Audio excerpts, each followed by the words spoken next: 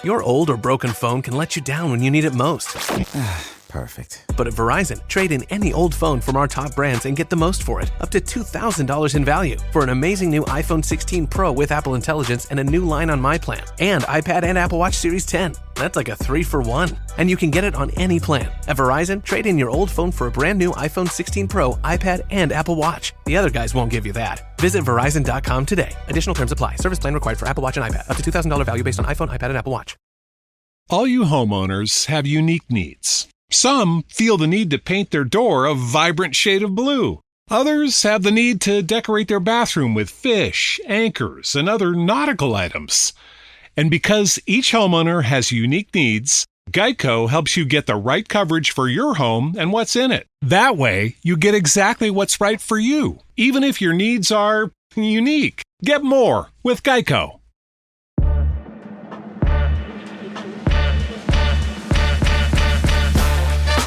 Welcome to the AEW Match Guide podcast, where we deep dive into the best matches in AEW history. Brought to you by the Social Suplex Podcast Network and your host, Sam Brown. Hello and welcome to the AEW Match Guide podcast. I'm your host, Sam Brown. Thank you for joining me. Every episode, alongside a special guest, I take an in-depth look at one of the best matches in AEW history. If you enjoy the show today, you can subscribe or rate it on your podcast app of choice. Support the podcast financially through Red Circle, and make sure you check out all of the other great shows on the Social Suplex Podcast Network, where we cover all aspects of the world of pro wrestling. We've got One Nation Radio, Keeping It Strong Style, All Things Elite, Tunnel Talk, the Trish and Sarah Wrestling Podcast, Wrestle Art with Chris Sings, and Imp's WWE Adventure. You can become part of the Social Suplex community by joining our Discord and check out the awesome Match Guide and Social Suplex merch on Chopped Tees. Links for all of these things are in the podcast description. My guest for today is a writer for Pro Wrestling Musing. It's Gareth. And for my 50th review on the Match Guide, today we are talking about Brandon Cutler versus Peter Avalon. No count out, no DQ match from AEW Dark on the 27th of October, 2020. Gareth, welcome to the show. Hello, thanks for having me again, Sam. It's always a pleasure to be on, especially getting to, this is the proper nerdy stuff today. This is, for the freaks, so to speak, not even the sickos, the freaks. Absolutely. There was a time where I had lined up for this one, MJF versus CM Punk dog collar match, which would have been a great match to do. There's lots of great matches that have happened in AEW, but I feel like for a podcast that, I don't know, we wear our geekiness and our nerdiness on our sleeves. If you're listening to this and you love to dive so deeply into AEW, then you are like truly one of the top tier nerds or geeks of AEW. I don't know. Freakazoids is what are the kids calling it these days? Yeah, the Freakazoid. Something like you that. will be.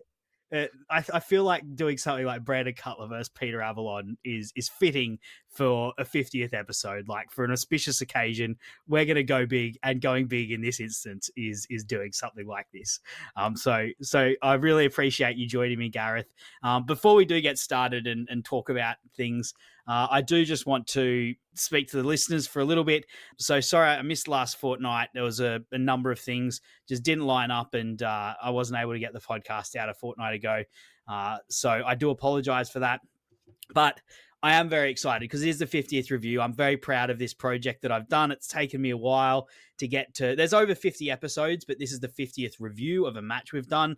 So if you're looking in there, I only number the episodes where I review a match, and this is the 50th. So I'm really excited for that. And shout outs to all of the guests that I've had on at various points. I really appreciate it, and shout outs to everyone who's ever listened. I'm really proud of this project, and it's been amazing to see other people dig in. It's been flattering to see people that I respect who've been on this podcast and who've tweeted nice things, said nice things about this, and I've even at times had people from AEW reach out and tell me that they think that this podcast has done some good things, which is incredibly flattering. So yeah, look, I'm very proud of that, but I wouldn't be here if it wasn't for the people who listen. So thank you for listening. Thanks for taking the time of day, and thank you for engaging with me on this podcast. And yeah, look, I do have a bit of an announcement. Next episode is going to be a special episode. We're going to do a countdown. I'm going to rank all of the matches that I've covered on the show. But after that, I'm going to be taking a bit of a break from the show in its current format. I want to come back, and I've already got episodes lined up that I want to do. I want to do a series on MJF and his sort of rise and kind of fall in the eyes of AEW. I want to do Rich Latter and I want to run a marathon and do all of the best of 7 in one episode. So there's plenty that I want to cover, but I just need to find a time in my life where I'm not so busy. So I'm toying with a few ideas of how I'm going to keep this thing going. So make sure you stay subscribed. Make sure you keep rating the podcast and keep engaging on the Discord and everything, because there's still going to be stuff coming out, but it's just going to be taking a bit of a different shape for a little while. However, Gareth, let's get stuck into it.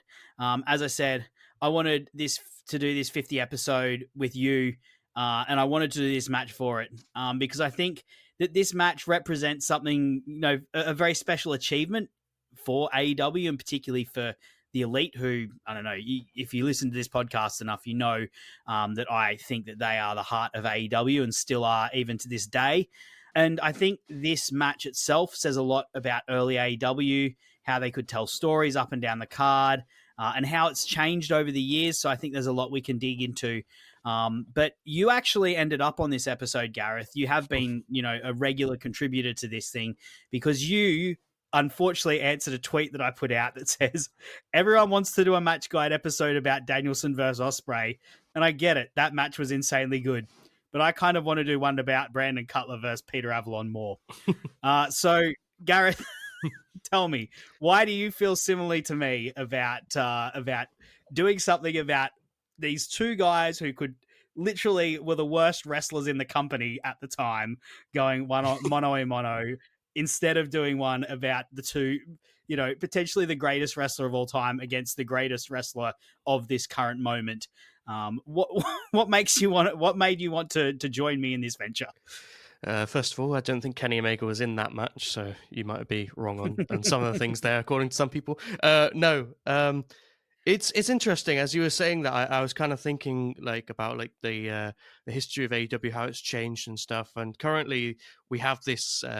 Tony Khan peddles this saying, "We're the best wrestle," and that's kind of the identity of AEW now. So for more modern fans, people who got into AEW maybe after Punk returned and then kind of just got carried away with it, or just after the hype built, or maybe when the pandemic ended and crowds coming back, whatever their reason, people who came a bit later, maybe that Ospreay and stuff is the peak of AEW. For me, this is the peak of AEW. This is the feeling, so to speak. This is what I feel the identity, not necessarily this one match specifically. We'll get into AEW as a whole around this time, and how BTE bled into that and everything that was going on. But I think this is a real good example of something that I think only AEW could have produced. AEW in that time frame could have produced. I don't think I'm aware of a wrestling company anyway where something like this could have happened in the way and to the level that it did necessarily. So I think I think the reason why it's the perfect choice for a 50th episode, a special episode, and why I really wanted to be on it is because there's almost more to talk about with the company versus just one specific match, which, Danielson versus Ospreay, or, Danielson versus Omega, or how many of the incredible matches that we've had in AEW. You can talk about the match, and with some of those, you can really get into the nitty-gritty of the company as well. But this is one where the match itself is still, good, but it's about everything that goes along around it. And for me, that is really what makes AEW AEW. So, this is where the worst wrestle, you could say. And that's the feeling, Tony Khan. So I think you need to reconsider your entire business strategy. Okay, well, look, I know Tony Khan listens to this podcast in very minute detail on after he finishes pumping Cornette into his veins on those long car rides with what's his Jimmy whatever his name is. He switches on the match guide to cleanse himself. Jimmy Jacob. We are. Look, I agree with you completely there, Gareth. yeah, there's a lot that you can say about this match itself, but everything that goes on around it, and the vehicle that the story was delivered in, there's so much to jump into, and we are going to talk about like the feud in its minute detail. I've literally got episode by episode notes on what how this feud happened on VTE, but I want to start talking about something else. I want to start by talking about wins and losses. Because AEW, and I think it's in its very first press conference, very early on, was originally and very memorably pitched as a company where wins and losses would matter. And we actually saw that straight away. Like, there was lots early about how wins and losses were affecting the wrestlers. You had like the Dark Order, who their recruitment philosophy was, they were recruiting people who were sick of losing, because they were saying, if you come with us, we're going to teach you how to win. Christopher Daniels, he felt on the outer of SCU because he wasn't part of their big tag team victories. And so he felt like a loser because of that. And then he was actually questioned as, was he going to be part of the Dark Order and potentially the chosen one of the Dark Order, because he was on the outer of SCU because he wasn't part of those wins. And even up the top of the card there were issues. The Dark Order, they did kind of touch the Elite, and there was kind of interaction there. But right at the top of the card, the Elite, early on, there were issues in the Elite because they weren't winning like they thought they would.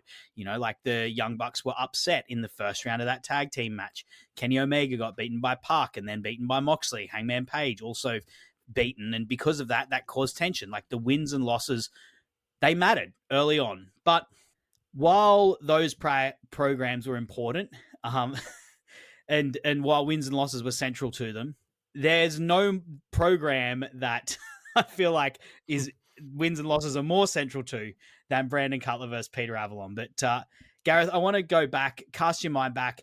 Tell me what it meant to you when you first heard that line, wins and losses matter.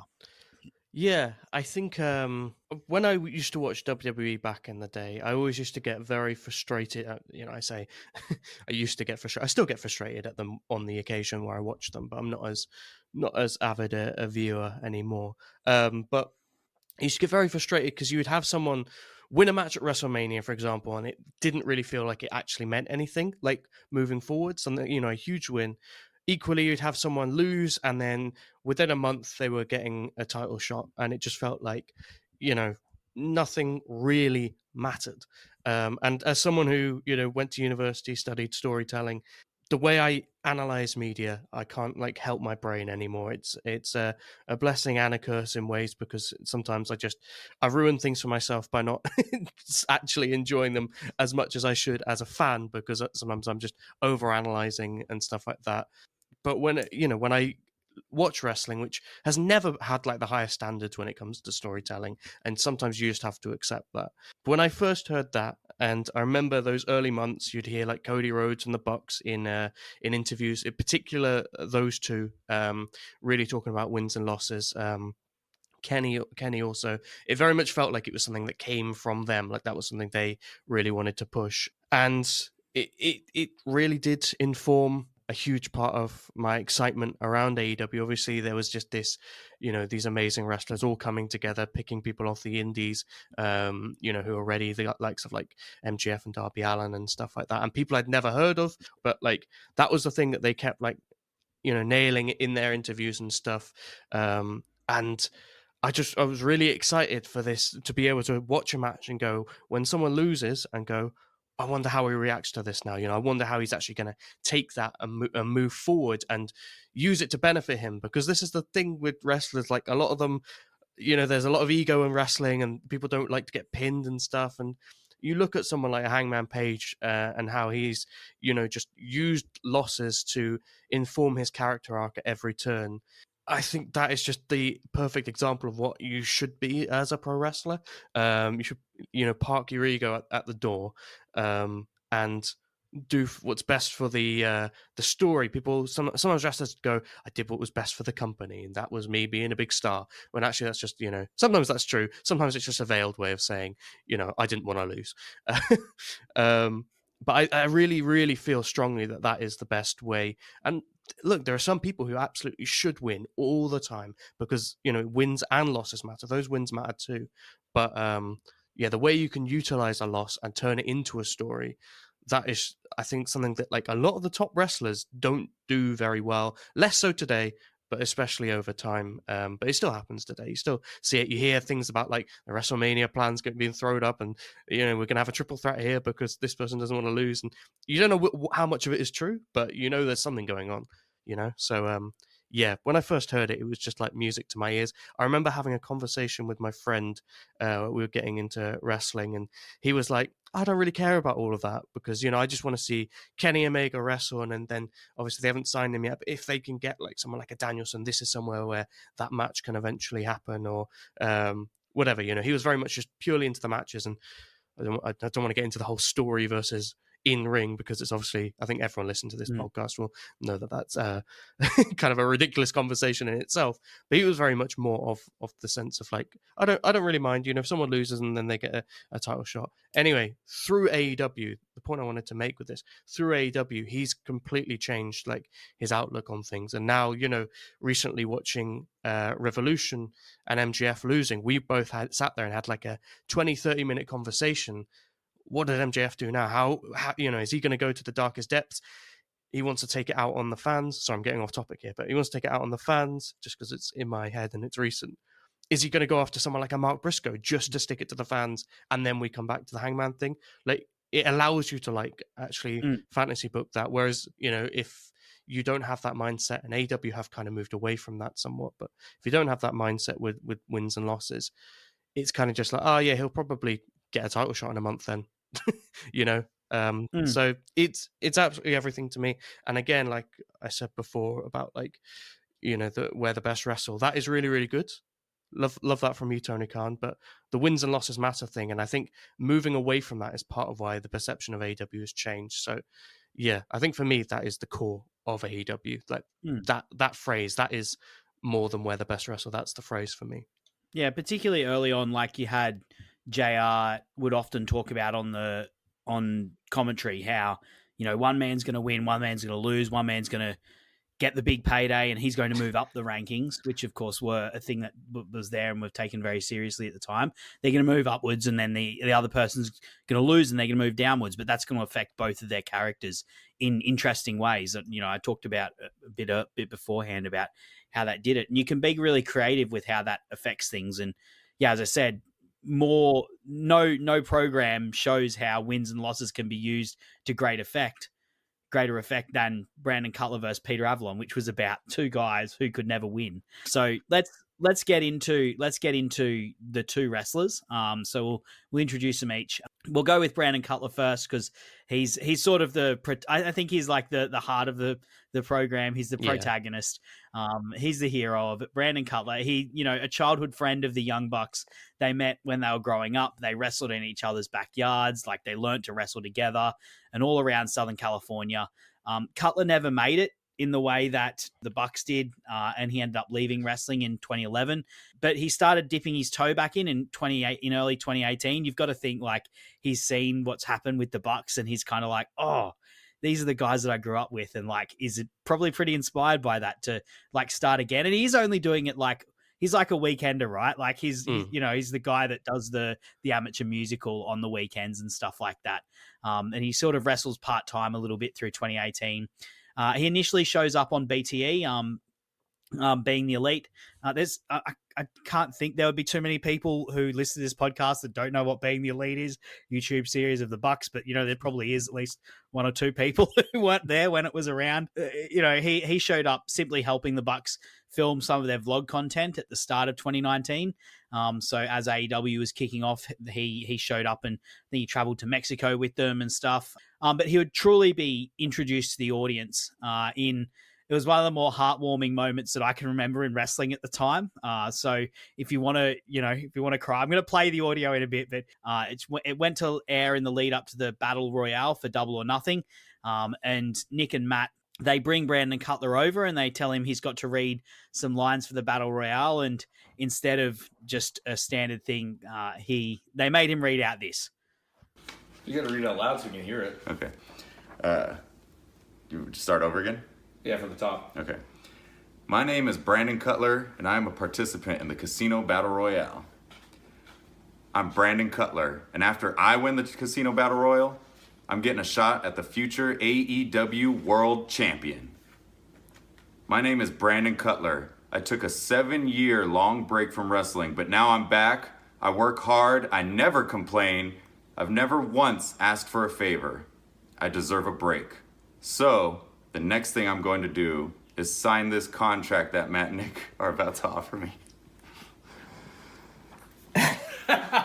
I did not read that part. Yeah, this is real. Yep, we got a contract right here for AEW. Congrats. That's it, baby. Congrats. You deserve it.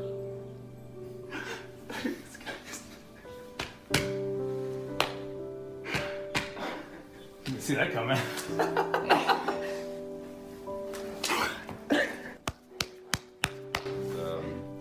Matt and Nick just offered me a full job, like with a contract and everything, yeah.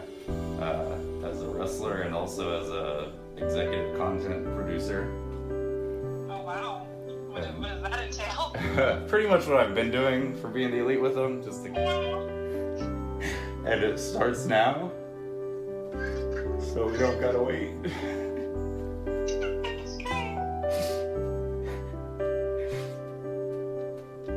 So I got the 2 contracts. I'll be bringing those home.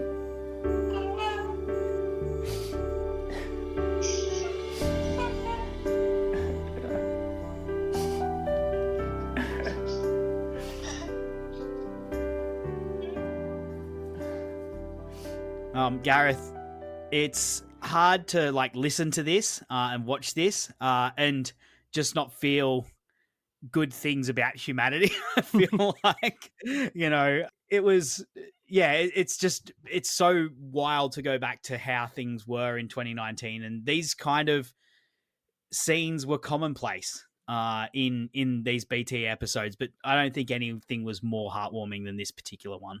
Yeah, I think around AEW in general, you had a lot of this stuff, heartwarming stuff. I remember Cody had his from what was it?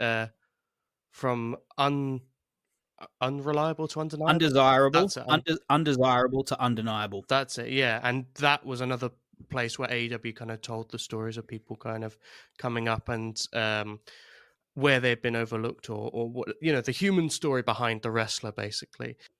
And yeah, I think this kind of stuff, again, it goes back to that heart of what like AEW always felt like it was about, and they still do this stuff, semi-regularly, but it built it was a huge part of that early feeling. And I don't want to talk about the feeling too much, but like it's impossible to like watch back stuff like this and not just be taken back immediately to exactly how it felt. And it's not that it was even necessarily always better, it's just that like it just felt so important, and important to the people who you're watching, and it felt so real in a sense, even in places where sometimes they were touching on things outside of kayfabe.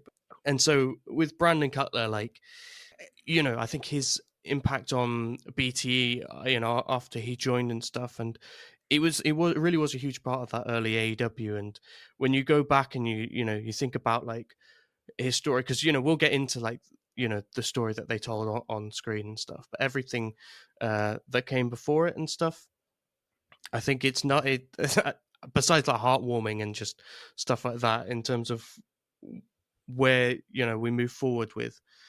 I don't think there's any better word than that, really.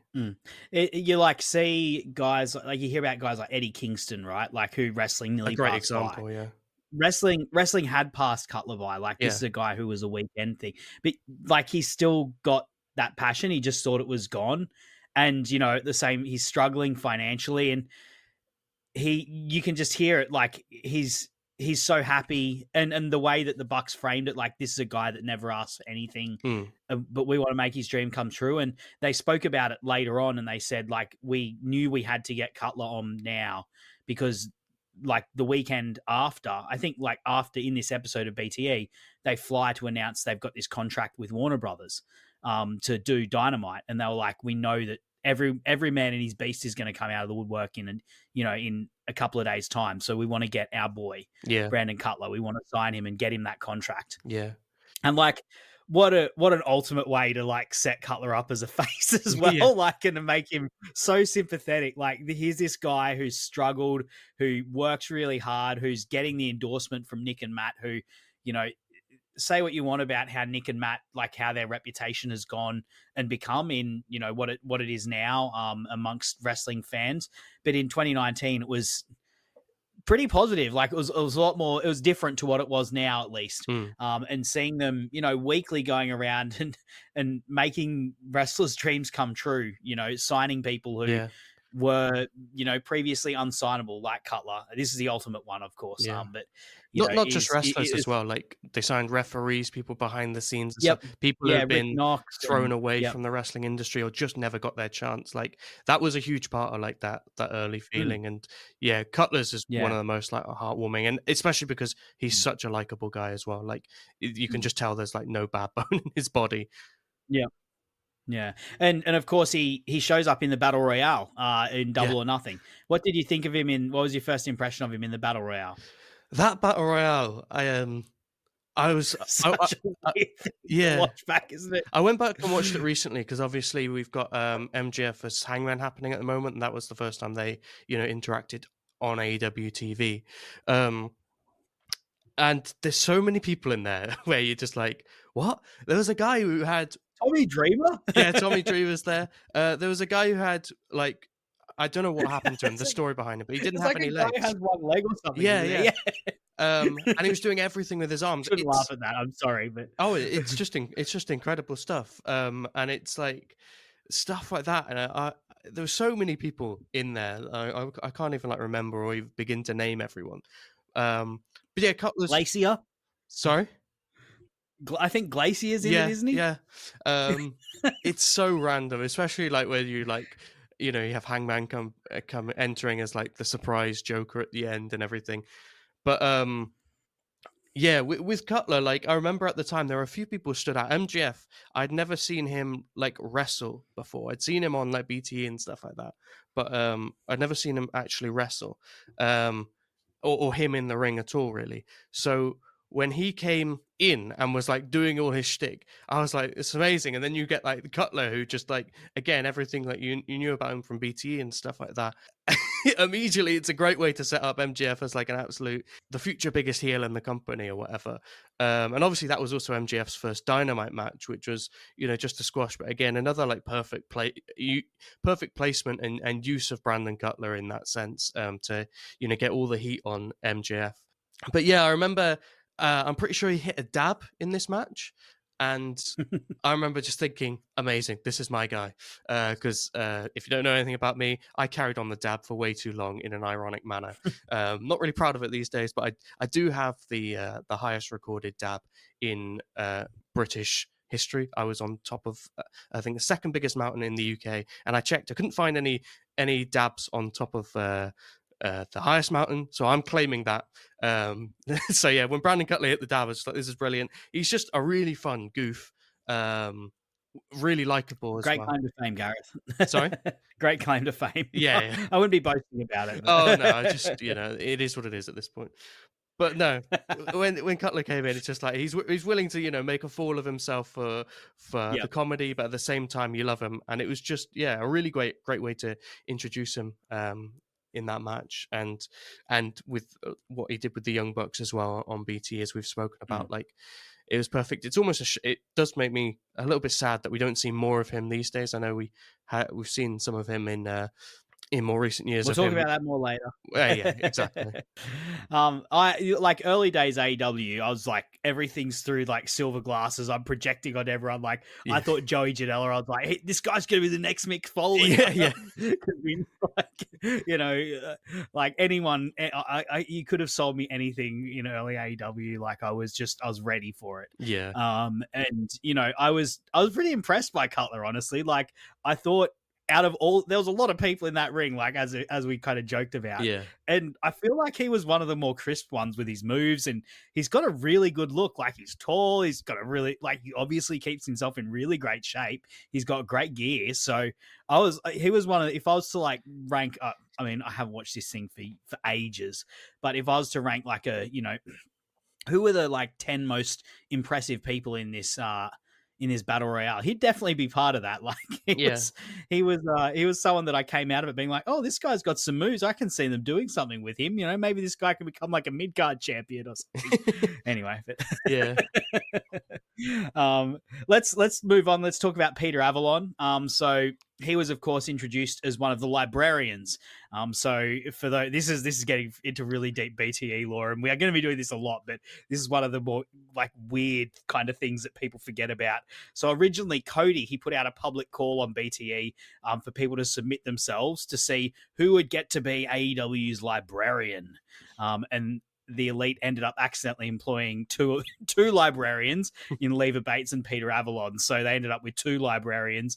Rumor was it that this was like a bit of a rib on Tony Khan. Apparently, like, he booked a gimmick of a librarian in one of his e-feds back in the day or something, and so they thought they'd rib him by doing this. Very, very expensive and like high-profile way to like rib your boss, but hey, they did it anyway. And the librarians, of course, Leva Bates and Peter Avalon, they made their debut at Fyter Fest with Leva Bates wrestling and Peter Avalon accompanying her. Gareth, what's your first memory of the librarians? I remember I was watching it with my friend who I spoke about earlier in terms of the story and matches and all that kind of stuff. I remember distinctly when they made their entrance, just like we looked at each other and like, what's like all like the freaks and geeks that had happened. We looked at each other and like, what is going on here? And it was like not even in like a I hate this kind of way, just in a like I'm really confused as to like, because the entrance was just them shushing each other or shushing the crowd, shushing the fans, and it was just, it's like it's I don't know, it's one of those things where it very much divides people, and I was divided on it myself. On one hand I loved it, and on the other hand I was just like, what are we doing here? But it was one of those things, you knew it was kind of like they weren't going to be top of the card kind of stuff. So it was just kind of wrestling nonsense.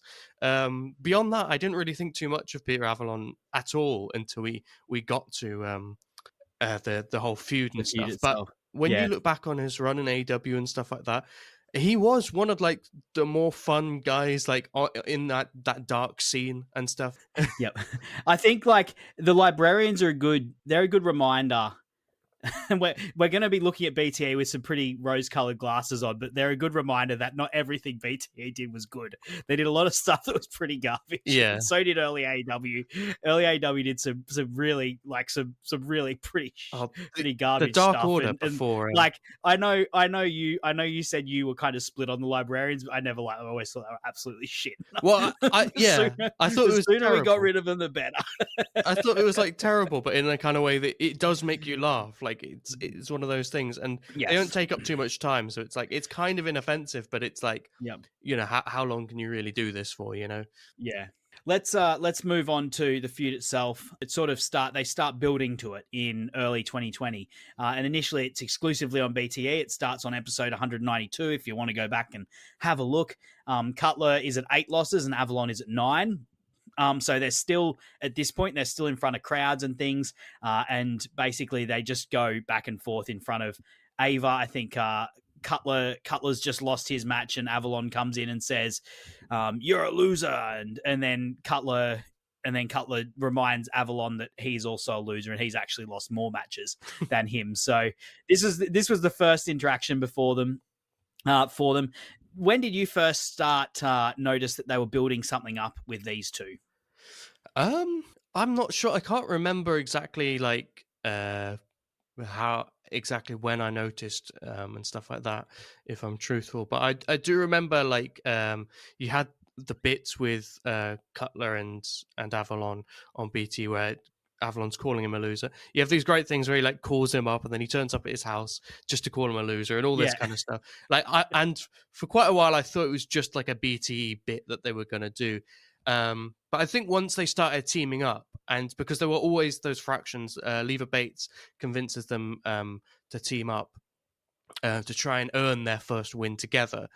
And I think once you see that, you can see the potential for something, not necessarily everything that that we eventually got and how it wove into other storylines. But I thought, you were going to get a pretty funny little nonsense dark feud here, maybe when they break up, and one of them will eventually beat the other one.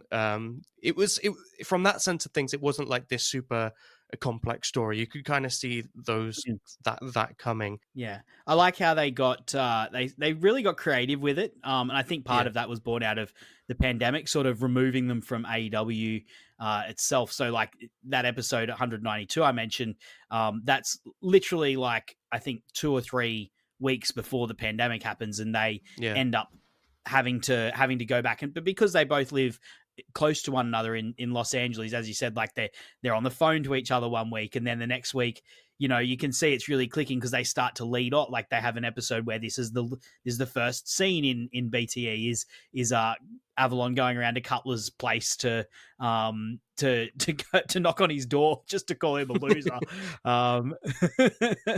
And then then they change it and they do like a thing called the kick out challenge, and Cutler's like practicing kicking out of false finishes. But then like he always gets done in the final bit, and then he like challenges Avalon to do it. And then the next episode, Avalon does it, and he thinks he's won until his neighbor Steve, who's like just this random girl, gets a pin on him at the end of him like celebrating having not been the loser on the kick out challenge. And then as you said, like Lever Bates like challenges them to work together as a tag team to try and get their first win together. Did you watch back any of the matches that they saw, or do you have any particular memories from them as a tag team? I watched back a couple of like the later ones. I can't remember exactly how many matches they had. I have this like distinct memory of like they would do something that almost made it look like they were going to win. Like you never really 100% bought that they would, but like they were like in their minds they were close, and then so they would do something stupid to the things where like Avalon was trying to cheat, and then Cutler would like tried to stop him because that was part of like their disagreement was Cutler wanted to win in the right way. He didn't want that win to be tainted as well. And then like they would just like one of them, usually Cutler, would end up getting pinned. And that was pretty much how like all the matches went from memory. Do you know what watching this reminded me of? So watching this back, you looked at like the skits they did backstage, like these are two guys, they couldn't get on the same page. One of them wanted to cheat. One of them wanted to do things the honorable way. They even had and this is going to start giving it away, they even had a double team that they struggled to get on the same board with, a double suplex. You know what this reminded me of? The Bruchachos. Yeah. Before there were Bruchachos, there was the Initiative. There was Cutler and Avalon on BTE and trying to get together as a tag team. Obviously, wildly different results and at the opposite end of the card. But watching this back reminded me of the Brochachos, their stupid skits that they were doing, which I hated at the time, but I loved the skits they did these two did on BTE. It was, and it was very BTE coded, had this, that wasn't it? Yeah, and they had this double the Initiative, Cutler and Avalon, they had this double suplex that they could never hit. They could never be on the same page while trying to do this double suplex. You just knew if they ever hit the double suplex, they would finally win, but they never did. They could never get on the same page and do it. And as you're right, like so often Avalon would try and cheat or Cutler would try and foil the cheating, and that's how they would end up losing. Yeah.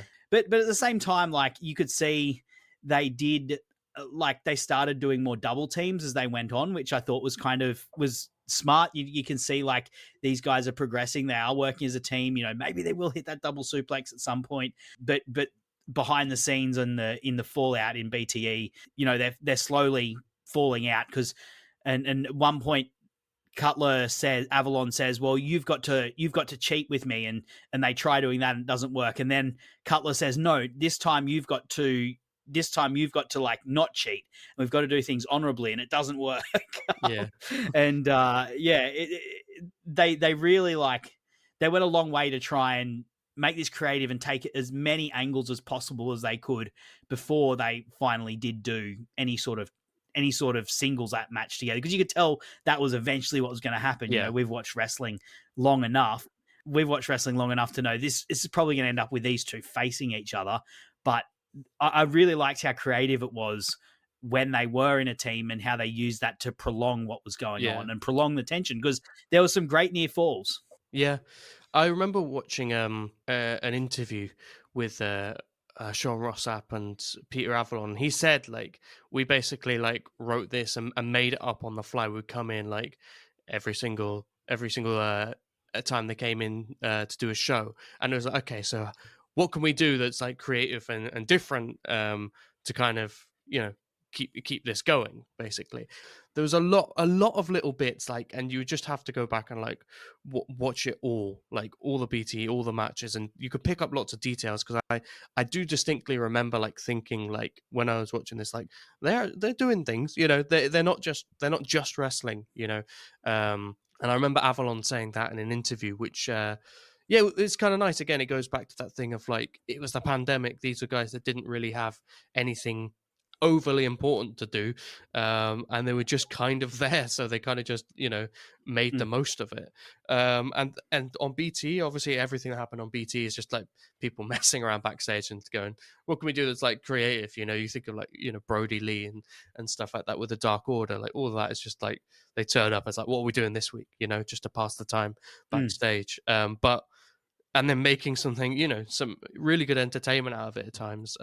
You could very much see that with these two. Those like creative like cogs were like churning out every single week. And these two were very well cast in their different roles. Like Peter's got a great face and look for someone who's just going to like get in Brandon's face and be like, "You're a loser, Brandon. You're a loser." Yeah. And Cutler's not the greatest. He's not like the greatest wrestler. As I said, I reckon he's pretty crisp. He's got a good look at it, but he's got a wonderful scolded dog look. Like he just looks like he's got a great look of like a puppy that's just been told off. Yeah. He could do that. He could do that sympathetic look so well. Yeah. And like it really comes to the fore when they get into the singles portion. So as I sort of said, they worked together for a number of months as tag teams.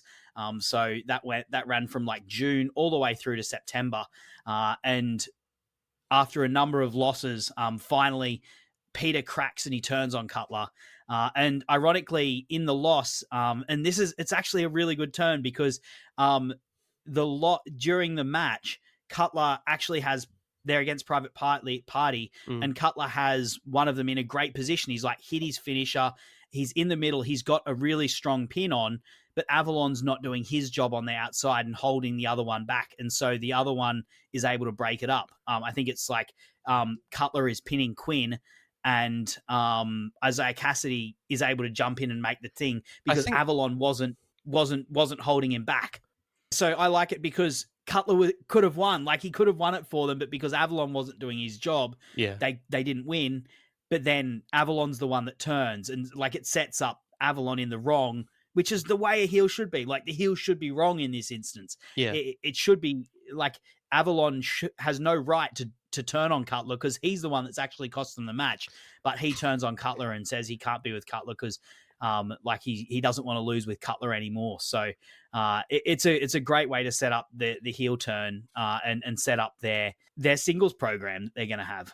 Yeah, and I really loved the turn as well, because he obviously lays out Cutler and he goes and gets Cutler's massive D20 dice, and he hits him over the head with it and shouts D&D is a sacred sport, which I thought was really funny. And it did make me think, like, when you like think on this wrestling in general, but like, and I mean, you could look at real life and pretend you're rolling a d20, and every time you do something, every time you stub your toe, it's like, oh no, I rolled like a 2 when I was trying to walk to the bathroom or whatever. But in wrestling, like, you could think about them like rolling for every move and stuff like that. And I just love the idea that like these two guys are just constantly rolling like critical fails every single time. And then I did like that in in Cutler's entrance, he'd roll that dice. Yeah, And I always wondered, like, one day he's going to roll a 20. He's just going to have to win. Like, it doesn't matter if he's against Moxley or anything. yeah. If he rolls a 20, he's just going to have to win. I really wish like they could have fixed it somehow so that when he like eventually won, like he could like roll the dice, it would be a 20 and then he'd hit like his finishing move. Obviously, I don't know how like easy it is to like fix dice and how like guaranteed you can make it, especially with like a D20 where it's like the weight could go anywhere really because you can get like a weighted dice, but like yeah, I don't think that would have been possible, but it would have been so cool because I remember like reading this Reddit post of like people being like, "Oh yeah, Cutler Rod like a 15. That's like good enough." And then like people were like breaking down like all like the D&D like rules and lore behind like why. What Avalon's stats are. Yeah, and it's like, well, if this and like going through all the different like possible permutations of it, which is really funny. Like I wish like they could have incorporated that more into it for that extra level of like nerdiness, but I think it's quite hard to like do a lot of that stuff, but Well, I mean, if you want to talk some D&D and dice and stuff, did you know Cutler actually had those dice specifically made? He initially started out rolling just like small normal sized dice, but they couldn't see it on camera, so he got a big one, which they still couldn't see. So then he got this like giant custom made one apparently that's like really heavy. That one that they use in these matches is apparently it's really heavy. Yeah, I mean it kind of looks like, and you can see like when they hit when Avalon hits him over the head with it, like it does look like pretty. It looks like it's got some weight to it, you know. Well, of course, they do set up the matches. The match they set up a match where these are two people they've never lost. They've both got losing streaks, and now they're going to finally have a match. And of course, the first match they get a double count out, and then we're going to go in depth on the third match, so we'll just touch on these first two. But the first match they end up with a double count out when they go for. They're both on the turnbuckle, and they sort of hit a double punch and they fall to the outside, and then they're like pulling each other to try and stop the other one from getting in, but inadvertently they both end up getting counted out. And then a second match, they're both cheating. They've both reached the end of their tether. Cutler has a book.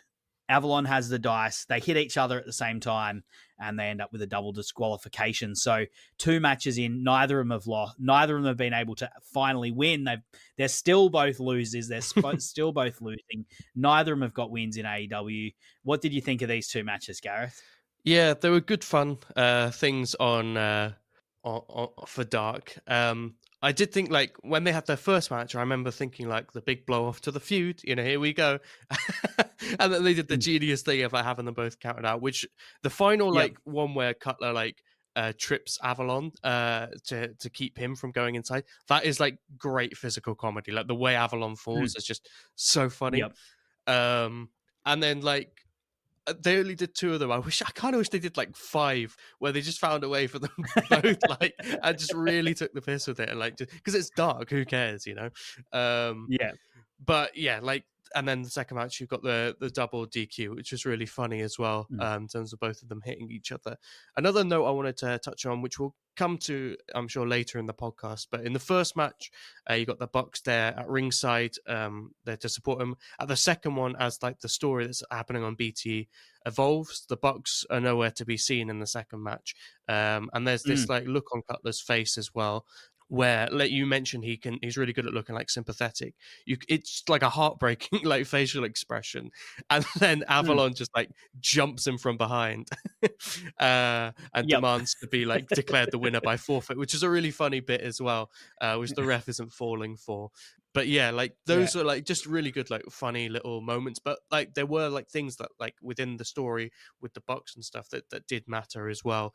So yeah, just let's talk about that because like this is around the build to Full Gear. So it's when Hangman is like right on the outs with the Elite, and it's amazing how these 2 stories, the story of Hangman and the Bucks and the story of Cutler going for his first win and wanting the Bucks support in that, start to dovetail. Like you've got literally one of the guys who is like a main eventer in the company and a guy who is one of the worst wrestlers in the company has never won a match and is on Dark, and yet their stories are like dovetailing and kind of building on each other. And at its peak, I always thought that BTE was like this. Myself and Imp, actually, we always described it this way: it's like the extended versions of Lord of the Rings. Like you can watch the Lord of the Rings movies, you can watch the theatrical cuts, and they're fine. They tell a great story. They tell an amazing story. They're three of the best movies ever made, and that's great. But if you want, you can watch an hour extra in each of them that has extra scenes, and it's the same story. It doesn't change anything, but it just gives you like an extra depth to the characters. And I feel like this is what I loved most about BTE. This was BTE at its peak for me, was when it did this. It gave like such a depth of character to these characters that I loved watching on AEW Dynamite, on the pay-per-views, on Dark. And then you'd see these extra scenes in BTE that would add addition to their character. So, in this, to sort of summarize, as I said, it's when Hangman has betrayed the Bucks and they've kicked him out of the Elite, and there's this tension of like, will Hangman and the Bucks be able to patch things up? And then at the same time, you've got Cutler. And after Hangman betrays the Bucks, he actually asks Cutler to pass on a message to the Bucks, which Cutler tries to do, but it doesn't end up happening. And then, as you said, when Cutler is going for the first match, the blow-off with Peter Avalon, he asked the Bucks if they will be there, and they're there for the first match, but they're only in the crowd, and he wanted them to corner him. And they say he'll be there. They say that they'll be there for the second one, and of course they weren't in BTE. That gets explained. They had like EVP business to do. And then in the final one, just before the final one, Hangman and Cutler have this moment where Hangman actually confronts Cutler.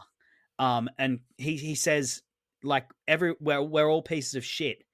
And he says, when was the last time that the Bucks did something good for you?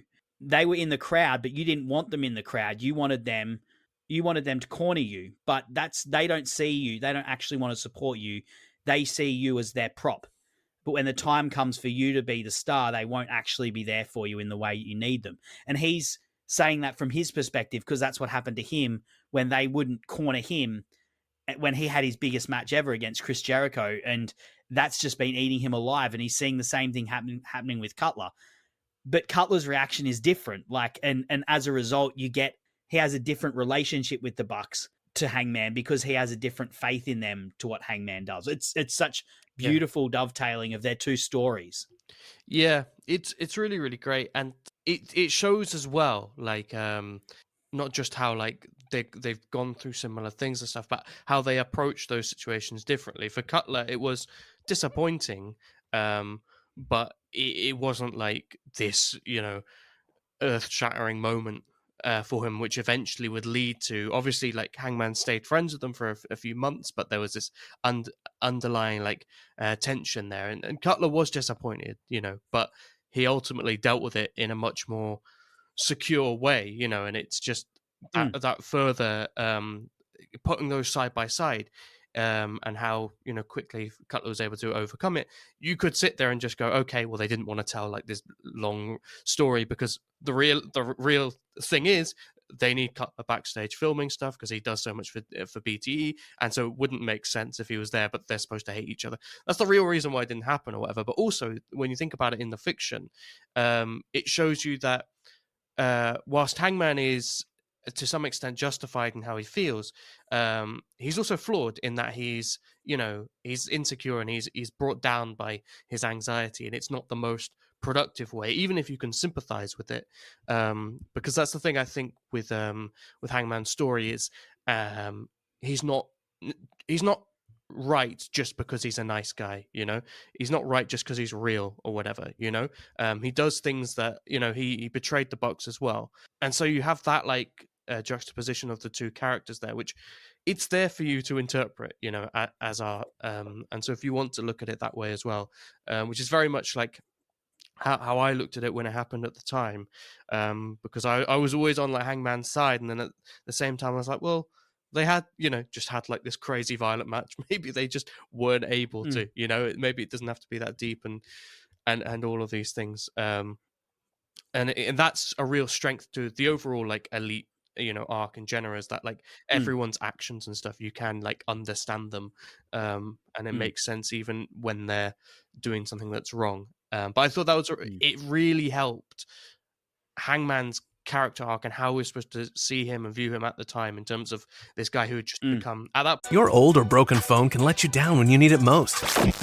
Perfect. But at Verizon, trade in any old phone from our top brands and get the most for it, up to $2,000 in value, for an amazing new iPhone 16 Pro with Apple Intelligence and a new line on My Plan, and iPad and Apple Watch Series 10. That's like a 3-for-1. And you can get it on any plan. At Verizon, trade in your old phone for a brand new iPhone 16 Pro, iPad, and Apple Watch. The other guys won't give you that. Visit Verizon.com today. Additional terms apply. Service plan required for Apple Watch and iPad. Up to $2,000 value based on iPhone, iPad, and Apple Watch. All you homeowners have unique needs. Some feel the need to leave up holiday decorations year-round. Others have the need to use their garage as practice space for their new metal band. And because each homeowner has unique needs, Geico helps you get the right coverage for your home and what's in it. That way, you get exactly what's right for you, even if your needs are unique. Get more with Geico. Point has just become completely overcome with this anxiety around, his friendships, his career, and pretty much everything in his life, presumably apart from his, family, basically. Everything had fallen apart for him. And it is true that Cutler's was on a much smaller scale in the sense that he wasn't fighting for the world championship. But for Cutler, this was just as important as fighting for the world championship, because he's fighting for his first ever win in AEW. And it's all about, perspective and stuff. And, eventually we get to where we get to, and then that is, I don't want to give it away too quickly. We'll get into that in the match, but then that has an even bigger effect on Hangman, because it's like, oh, okay, so you did do it for him, not me. Yeah. Well, it's interesting though, because like Hangman, this scene I'm talking about, it kind of plays out over 2 episodes, and Hangman sees himself in Cutler, and it's so weird because like he's literally just been the AEW Tag Team Champion. Like him and Kenny were winning and winning and winning, but he looks at Cutler and that's what he sees in himself, this guy who can never win. And he actually says to Cutler, he's like, how do you keep faith? And like they have this wonderfully like nihilistic thing of where they're riding on the back of a truck, throwing watermelons and smashing watermelons, and Hangman's just plastered, he's drunk off his head, and that's when he has that rant at the Bucks. But you know what? He has an effect on Cutler, because then Cutler does stand up for himself to the Bucks. He actually says to the Bucks, they're kind of like a bit non-committal, and Cutler actually says, no, I want you to be there. Like, I need you to corner me. And he says, being there for your friends, it's showing your support for them, showing you don't think you're bigger than them. And it's just like so awesome that, the top stars in the company are being held to account by someone who is the lowest of the low. And they show up and well, spoiling the ending, people will probably have seen this by now, but it's like, this is AEW hitting on all cylinders. Like it's themes of friendship, of unity, like wins and losses mattering, and how these wins and how these losses affect people, and how people respond to them, like reverberating not just up at the top of the card, but also like at the very bottom, and fleshing out characters that you only see even on Dark. You only see these guys if you tune into Dark, but they've got like these 3-dimensional characters that are fully fleshed out. I love this, and I couldn't recommend like if you want to watch just like a quick version of this, go to episode 224, 225 of BTE, and then after you've watched that, go to 226, because it's the only BTE with Tony Khan on it. And they actually get Tony Khan to show up for the press conference, the signing of Brandon Cutler versus Peter Avalon. And he says, on Dynamite, we've never had a count out or a disqualification. Yet on Dark, these two have managed to do it to each other. They've managed to do them both to each other. So we have to have a winner. I'm excited for this to end. Sorry. Avalon says, I'm going to prove you're the worst wrestler in AEW. I'm going to prove your entire career is a critical failure, to echo your words from D&D before, Gareth. Yeah, I mean, this segment, it's for me, it's one of the all-time BT segments. It's one of the things that like really stands out in my mind, especially because you can really like see like the reason the way this came about was they're all just mingling in like the in a hotel lobby or something like that, and apparently Peter Avalon just asked Tony Khan, will you be like in this press conference to make it seem like it's like really important for this like ridiculous match? And Tony was there. It's just like, yeah, let's do it. They get these questions from the media, so to speak. Why does this sound like it's just MJF? Like he goes, hello, I'm Jib from I'm a Fat Mark, and like, he's ripping into them, but he's also ripping into the wrestling media. I don't know if it is MJF, but it really sounds like the way he says certain words, and like he's putting on accents, but the way he like speaks, it really sounds like it's MJF to me. I don't know if it actually is, but I really love, because at one point he asked like Cutler, like, can you confirm that you're a bald virgin or something like that? And then like Cutler is advised by Luchasaurus, who is his like the guy who's there with him, which is funny because it's dragon and dinosaur together. But and he's advised to say no comment. And then equally, Avalon arrives with his quote hood advisor Ricky Starks, which I think Tony Khan like asks Ricky like, so is that like Kevin Hart in, I don't know, some film? And then Ricky's like, yeah, except I'm much taller and much sexier or something like that. It's just a great like little segment. You can tell they're just completely pissing around, but like the two wrestlers are like pretending this is like the most serious thing in the world. It's just BT at like its best. It's not necessarily like interweaving with different storylines, but it's really funny seeing like a Ricky Starks in that situation, or like if it is MJF pretending to be the media or whatever. Whoever it is, like that kind of stuff. It's just really funny. It was a great segment, great to look at. And at the end, when they do their face off, I think they're like really like trying to be really intense, and then like Brandon accidentally like his elbow like flashes out and like touches Tony, and then Peter Avalon's like, you hit Tony, and then Tony Khan just goes, it didn't hurt. It's just like the whole segment's just like a load of like nonsense, whilst like pretending to be like this really good big thing. That line, like that critical failure, like that is the one bit of like story whereas I'm like, that's actually quite like a devastating line, a good way to get in Cutler's head. Like if you're thinking about like when you watch like the Conor McGregor press conferences or whatever, where they're constantly like trying to get in their opponent's head. That's actually a good line for that as well. That would have maybe been like, oh, he's got me there, you know. Maybe would have stung slightly for Cutler. Well, the episode is titled Critical Failure. So, yeah. You know, this is a bit of a critical failure of feud. These guys have both got over 20 losses at this point. I think together they had like 50. And they managed to, as Tony Khan says, like, we've never had a count out or a disqualification yet. You two have managed to do it to each other, both of them to each other. Those were the days, man. Yeah, it's fantastic. Let's get into the match, Gareth. But finally. Before we get to the match, yeah, finally. Like we've taken as long as these two did to get to the match. But before we get to the match, though, I would like to let you know about the Social Suplex merch line on Chop Tees. So our merch on Chop Tees has been designed to reflect the different characters of each show we've got on the network.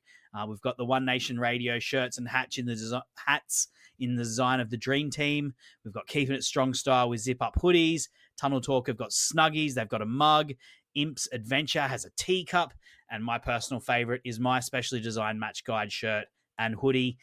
The site's owner, Dickie, and I, we created it to stand out and to celebrate AEW's 5th anniversary Match Guide list, with a kind of a tribute to old school band t-shirts, band tour t-shirts, I should say. So you've got the AEW Match Guide logos on the front, and then the top 50 AEW matches in the style of that World Tour t-shirt on the back. The thing that stood out most to me when I got my shirt, though, was the quality of it. We've all bought wrestling shirts that stretch or fade after we've only worn and washed them a few times, but these shirts are made out of high-quality materials, so they feel great and they last. And Chop Tees, they ship globally at no extra cost. They've got no tax at checkout, and your first order on the site will be eligible for 10% off. At the Social Suplex, we're all incredibly proud of this collaboration. So don't wait, head straight to chopped-tees.com/social suplex and get yourself some merch that will not just look great, but will also help the network. That's chopped-tees.com/social suplex. The link is in the description. Thank you to Chop Tees for this collaboration. So let's get to the match. And as we always do here on the AEW Match Guide, let's give it its flowers. There's not many flowers, unfortunately, Gareth. Criminally underrated. Dave Meltzer never rated this match. Come on, Dave. You've rated a whole bunch of stuff. Why couldn't you have rated this match? Cage match currently has it rated 7.27. And when we've done various versions in incarnations of the AEW Match Guide, this is not a match that has ever got votes, unfortunately. But it's one that is well loved amongst the hardcores, which is why we're doing it today. It kicks off with Justin Roberts saying, "For the love of God, this match will have no disqualifications and no countouts. There's got to be a winner." I love them coming out. Like Cutler, man, Cutler has such a great look. He's got such good gear. He's got such a big entrance. What's he doing at the bottom of the card? Like, he has got the entrance of a main eventer, like a Japanese main eventer, I reckon. It's really funny because I remember at the time, like, Cody would have all this pyro and people would, like, not everyone on the main show had, like, pyro and stuff like that. And it was, like, a little joke online that, like, Cody, he loves this extravagant entrance and stuff like that. And then you see, like, guys high up the card don't have the same amount of extravagance or whatever, partially maybe because it was, in a pandemic and stuff. But it's so funny, Cody coming out to these, like, big pyro things and there's, like, nobody in the audience or whatever. It's just one of those weird pandemic things. But it was then especially funny when you see, like, Brandon Cutler coming out with his dragon mask and there's, like, fire breathing. It's a great entrance. It really is. But it was so funny because, like, I remember that being like a joke, and then you've just got Brandon Cutler who's kind of got the same thing, not quite as extravagant, mind you, but yeah. You look at the Kenny Omega Terminator mask from Wrestle Kingdom 11. Brandon Cutler's mask is miles better than that thing. And this guy is, like, main eventing the Tokyo Dome with, like, this little piece of the Terminator mask from that thing. It's such garbage, such trash. And Cutler is on Dark, never won a match, and he's shredded, he's tall, he's got, like, a cool, like, face paint thing going on. Great entrance, great mask. Yeah. That's speaking about the entrance, though. Obviously, there's that little moment where he again looks for the Bucks, and then they're not there again. Obviously, they turn up later, but as we said, but that was another thing that, like, really struck me. And it's funny, like, we talk about sometimes about, like, people's facial expressions in wrestling. He has got, like, a really, really good, like, a really good way of selling disappointment. It felt just, like, so genuine. He didn't overdo it. It was just that little, okay, well, we'll get on with this then. And I'm pretty sure he, like, just jumps straight into the ring, doesn't he? And it's a pretty intense start for it. Like, they immediately go after each other's eyes, which I think it's kind of fitting for the kind of rivalry they have, that they're, like, immediately going after each other in sort of dirty ways. Like, there's some bad blood there. And they spill to the outside. Cutler takes a pretty big bump, getting, like, thrown off the stage, and Avalon, he dives off the stage. Like, this isn't a pay-per-view, but, like, these guys are wrestling like it is a pay-per-view. These guys are, like, wrestling like this is a giant deal. Yeah. Cutler, like, leaps over the top rope to start the match, and then, like you say, takes the bump to the outside, and then Avalon off the stage, like, a really good running leap, and it's a great spot. He also does an elbow off the apron a little bit after. Cutler puts the garbage can on Avalon's head, which is funny. You've got, like, Taz being like, usually it's a steel garbage can, but that one's plastic, so we'll see. Taz just, like, taking the piss on commentary. And then Avalon, like, they go for, like, some really good big bumps, like, to start the match. I think there's also, like, a table gets set up outside, and he tries to powerbomb Avalon through it, does Cutler, but Avalon reverses it into, like, a backdrop through the table. So you got, like, to open this match, like, some proper bumps going on there. Yeah. Like it's because we say like, oh, this is just on AEW Dark. But like, so this episode of AEW Dark, it has 820,000 views on YouTube, and the individual clip of this match has 152. Like, this has nearly got 1 million views. There's Yeah. many episodes of Dynamite that are not viewed as much as this match. Like, this is, for all intents and purposes, like this is the biggest match that these two ever have in terms of like audience size. And I think it's easy to forget, like, oh, it's just AEW Dark, but like, this is the biggest feud these guys have had, the most the most public, and they go at it like it is that. Like, this is the biggest thing these guys might ever do in their career, and that's how they're wrestling it. Like, they're wrestling it the way that, you know, like Will Ospreay and Kyle Fletcher wrestled that steel cage match last night. Not quite that on crazy. Revolution. No. No, but for these guys, Yeah. these guys, like at the level they're at, like that, this is the effort that they're putting into it and the sort of like risks that they're taking. Yeah, well, obviously, I rewatched this match recently, and obviously, we just watched Revolution. The start to Tony Storm versus Mariah May is pretty similar. They go for like these big hits, and they're really going for it, you know, to try and like, because they just want to tear each other's heads off. And obviously, this is at a lower level, and it's not as good a match as that. But you're right. For these wrestlers, this is like them wrestling for their world title. If Cutler is Hangman, this is his match against Kenny. You know, that's how big it is. So yeah, it makes complete sense that they just go like balls to the wall to begin with, especially because it is obviously a no disqualification, no count out match where like they've just got to go for everything. But yeah, it's genuinely like, I remember watching it the first time and being like, you know, often with these like plunder brawl matches, you kind of get them, they try to feel each other out, and then it's kind of like, okay, well, you know, realistically, just get to it, because like this is what we're here for. There's lots of cutaways to Leva Bates, particularly at the start. She's of course she's been part of the initiative. She was the third member of it, the manager for them in all their instances. And in that second one, after that second disqualification, she very dramatically walked away and told them that they needed to sort things out. What do you think of the Leva Bates' performance amongst all of this? Yeah, I liked because that was obviously the element with Leva Bates. She was obviously always paired with Peter Avalon, but like she very much saw the potential of the tag team. She was the one that drove that, you know, and so she has got an emotional connection to both of them. Obviously, Avalon is who she had always been paired with. So when you get this moment then where Avalon demands the book from Leva Bates, and she's like doesn't want to do it because she doesn't want to help either way. You know, she's almost there to observe rather than to help. She refuses to give the book, and then Avalon just takes it and tells her that she's worthless and he never needed her. And then she it's quite funny. She says like, "You are only ever relevant because of me," and then slaps him, which is quite funny because when she came in, like I remember she was like, she did stuff behind the scenes, and she was, I don't know what she does now, but she was considered like somewhat important behind the scenes with some different things.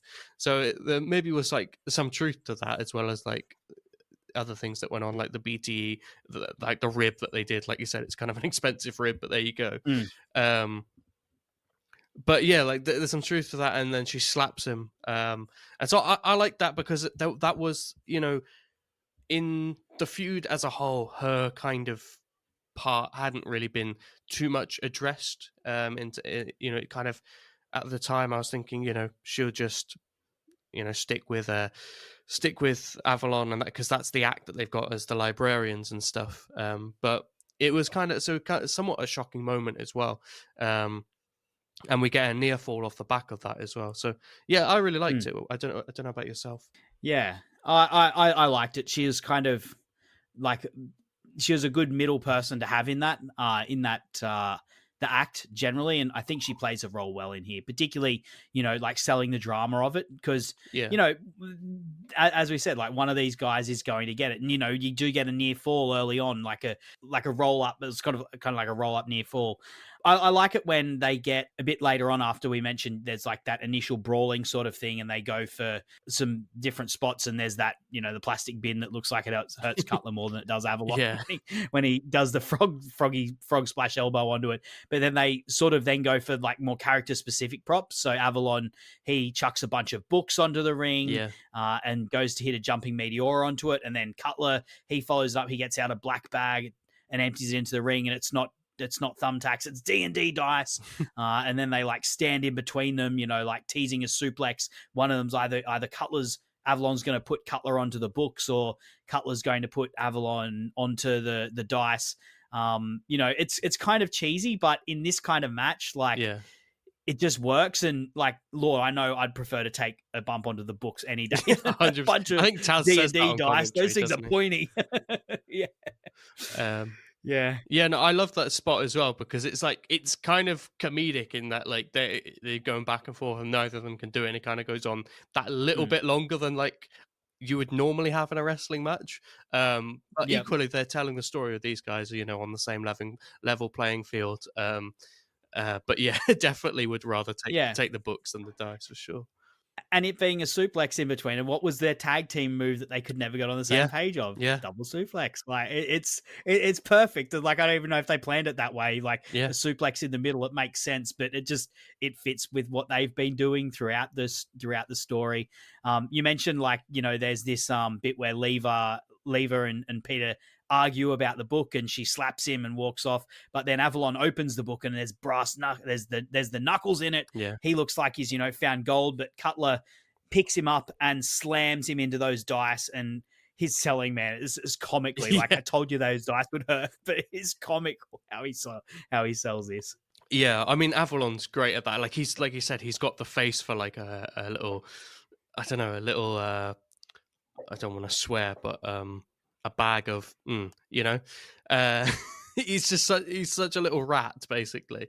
And his selling is so like cathartic because he's got that like way about him where it's just like you're just an insufferable man, like in a humorous way. But then when he sells, it's like there's that kind of physical comedy of like it's almost over the top, but then it's also very, very like, rewarding as a viewer as well, because you're just like, yeah, take that.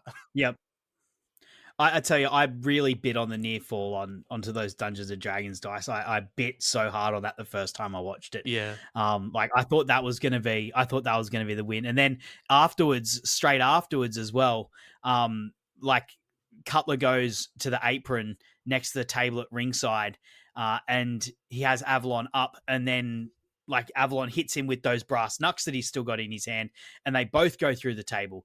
I thought that was going to be the double knockouts, because they hadn't said there couldn't be a double knockout. I did think that the first time I watched it as well. I remember being like, okay, there can't be a count out or a disqualification. It can still be a knockout, if there's a double knockout, because that's happened in MMA before. There's you got a couple of clips online which you can search up, and it's like, imagine if they did that. It's probably the right call not to, but it would have been really funny if they had done. Yep. Instead of that, though, we get something that's far better. The Bucks, as we said, they come out and they start banging the mat as they did for Kenny in the Dome. But they're banging it for their mate Cutler on AEW Dark. They lived up to their promise, Gareth. It shows, who these guys are. And we're talking about dovetailing storytelling. Hangman thinks these guys are one way, but they're not actually. Yeah. They're a different way. And it shows it is like this. It's a miscommunication between two friends, and that's why they can still be faces. Yeah. Even though they've got this dispute going on between them, because it's just these guys are just seeing the situation differently. Like the Bucks at heart, they stand by their friends, and they bang on that mat just as hard for Cutler as they did for Kenny. Yeah. And Avalon, he then goes up to the top. Cutler joins him, and even though Avalon, he does this, he reverses a powerbomb. He does so Cutler goes for a powerbomb off the top. Avalon reverses it into a Hurricane Rana. Cutler manages to roll through. He holds the legs, pins Avalon's shoulders to the mats, and with the Bucks in his corner, he finally gets the 1, 2, 3. The losing streak is over.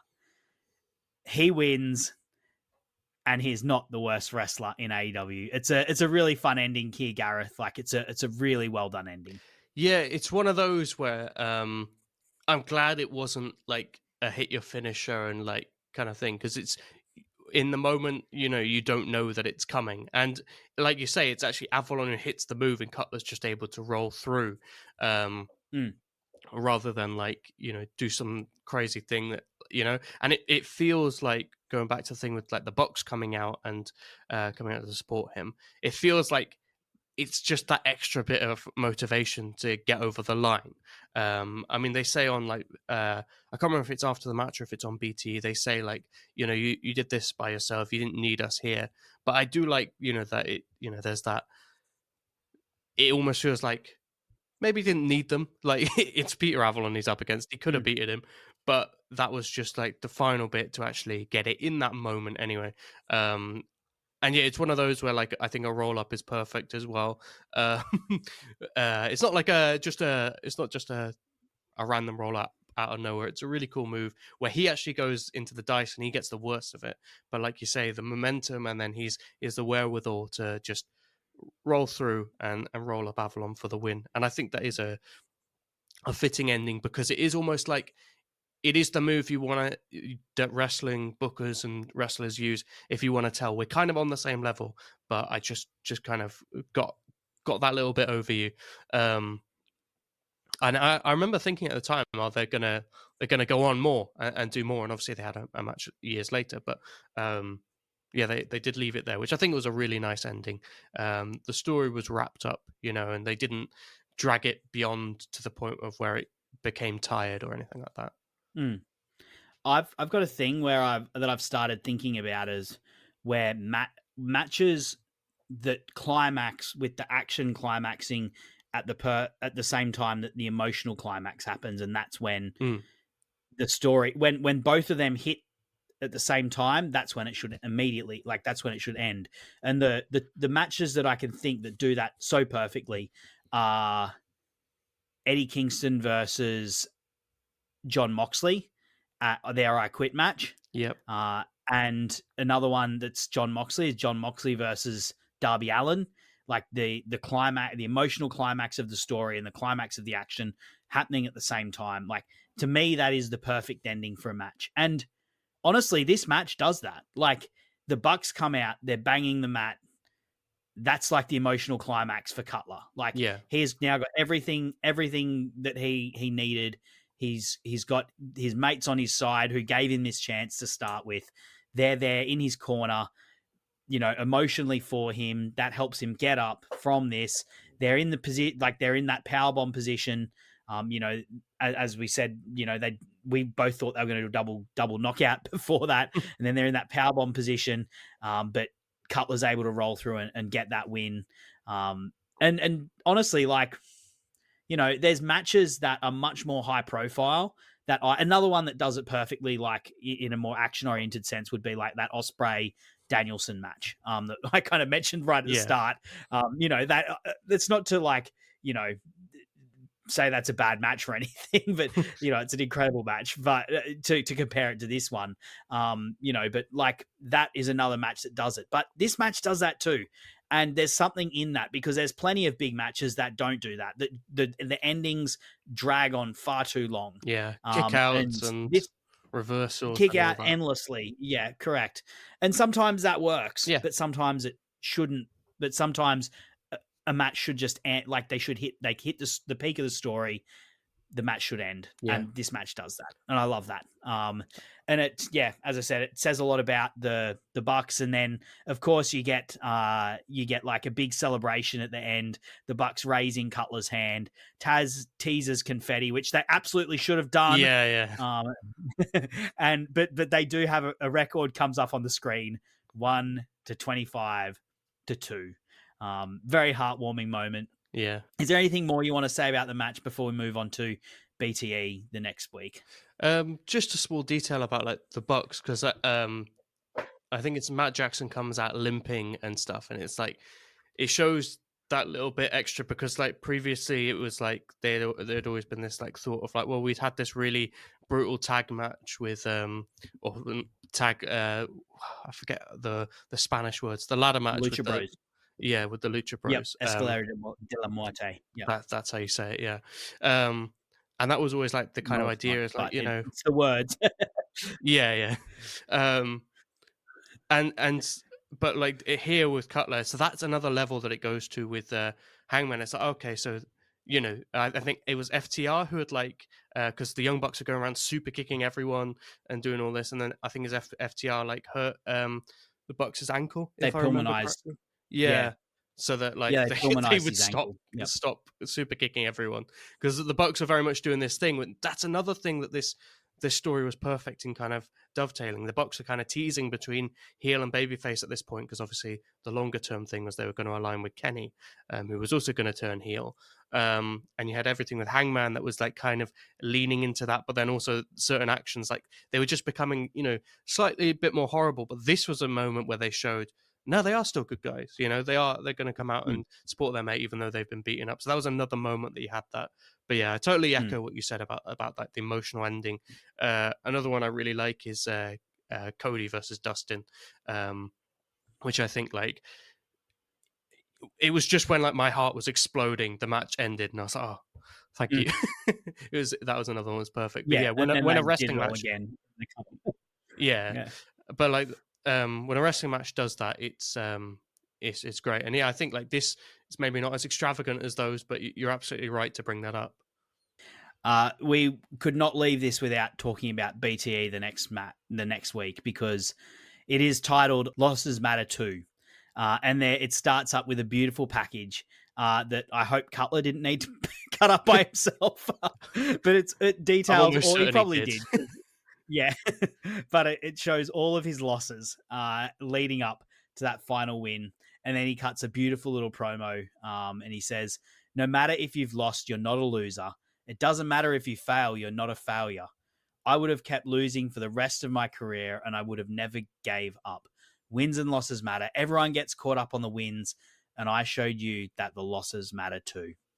And for someone who's been on the journey that he's been on, who was kicked into the teeth, who thought he'd given wrestling up and was given this, Hail Mary sort of like thing that you never would have bet on happening. This Hail Mary chance to be part of AEW, a company that should probably have never existed. And he should probably never have been part of it, really, honestly. Yeah. With who he was and what his experience was, but he was given it and he made the most of it. What a beautiful sentiment to be saying and to say on after finally getting his first win. Yeah, it was really nice because there were these like moments, or within that promo that he cut, there were these moments that were more about like the kayfabe, like he wanted to prove that he's a great wrestler and stuff like that. And then there were moments that were just very, very real, and you could see like the real emotion in him there. And I think he's just in his garden, isn't he? But it's like it just feels like it's raw and from the heart, and that is like where wrestling's best, where you can merge like the real life story and person with the on-screen character and what they've been through. It's really hard, like with this, and also the thing that you said before, Double or Nothing. Like you can't really do what he says and the feeling of how he says it justice, because he's a really great speaker when he's I think he's just genuinely a very good like baby face. He's a really likable guy, and a lot of that is just like who he is as a person, maybe. But yeah, I would really recommend going and just like seeking out after this podcast, if you don't want to go and watch all of it, everything that happened, if you just watch that highlights package that they have at the start of that episode of BT that you said, which Brandon Cutler almost certainly had to edit himself, but that goes over it really nicely, and then you get that promo. I definitely recommend going and watching that, because it just really does, like, words can't do it justice. You've just got to feel it, I think. And yeah, and this is going back to that point about like the feeling of AEW. It was not necessarily that it was always it was always Hangman, it was always this guy, and people get caught up on, no, this guy killed AEW, or this guy. It could be anyone, because the feeling was just real life stories blending with that on screen narrative, and I think that's what really made AEW great when they're at their absolute best, dovetailing with other stuff, of course. But yeah, and I think a lot of wrestling, and there's nothing wrong with this, but a lot of wrestling, the storytelling is very basic. It's about hatred, or it's about competition, and there's nothing wrong with that. But I do think the very best feuds and the very, very best stories do go a little bit deeper. And this was, they titled it as, losses matter too. It's about wins and losses. It's a competitive story, but more than that, it's about friendship between him and the Bucks and Hangman, and even Peter Avalon, and even Leva Bates as well. It's about right and wrong between their disagreement over what to do. It's about success and failure in terms of never giving up and that kind of thing. There's so many themes. It has the hatred in there. It has the love in there. There's so many themes you can apply to it, which I think on so many wrestling feuds, you're kind of reaching, bro, if you're trying to apply too much of that. But here, it really was there. And when Hangman, this shows how great it was. I'm confusing him with probably my favorite promo ever. But when Cutler says that thing on BTE, you can really feel all of that, and it all matters. And then you put that all in a sporting framework of the wins and losses, and it's just, that is AEW at its best. Even though this isn't necessarily its best feud or whatever. One final thing I wanted to say on the feud, because this is I remember I tweeted something at the end of 2020, and I said my initial tweet got some heat. I said the Brandon Cutler versus Peter Avalon feud is legitimately better as a story than anything WWE did that year. And now I forgot about the Bailey and Sasha stuff, which a lot of people came back and said, and I was like, okay, fair enough. That was a very good story as well. Roman and Jay, I think it was very flawed personally from if I'm analyzing it as a story. I can let that go in terms of, because people really, really liked it. But and I don't want to get into an AEW versus WWE thing. That's not what I'm trying to do, because AEW have absolutely fallen into this as well. This kind of, forgetting, and that's part of why I think AEW's moved away, or a lot of AEW fans have moved away from being as into AEW as they were. I've got a lot of friends and people I've spoken to on Twitter who are just fairly casual with AEW now, and they used to be diehard, and I think this is the reason why. So it's not a WWE versus AEW thing. But it was very funny because WWE, as in their Slammy Awards, they nominated Lana versus Tables as one of their feuds of the year. And then on the flip side, and it really shows the difference between the two companies. And that's kayfabe. They can pick whatever they want. Exactly. That's not fan vote or anything. Exactly. They picked that to be their feud. And obviously that's an extreme. They did do some good stuff that year. But I think that really did show where AEW was at that time, where you could take a story on Dark and be this is legitimately one of the best things in terms of a story, and not necessarily the match wrestle, which none of them were bad. None of the matches were bad matches, but in terms of a story, and you could legitimately put it up against anything within the year, and you could have it was in the conversation for best stories of the year. And I truly think that even though it wasn't the most hyped, I think art is about more than just what's most popular, and I really do think this was just so well crafted. And so when I heard Peter Avalon be we kind of did it on the fly, I was like, wow, that's really impressive. But I guess it's just every week you're how can we build on this? How can we build on this? And sometimes that is the best way to book wrestling, rather than always having a set plan, especially with these smaller things that aren't as important. But yeah, I just wanted to say that because I remember getting a lot of heat on Twitter. I stand by that statement. Well, maybe with a couple of caveats, but I mostly stand by that statement.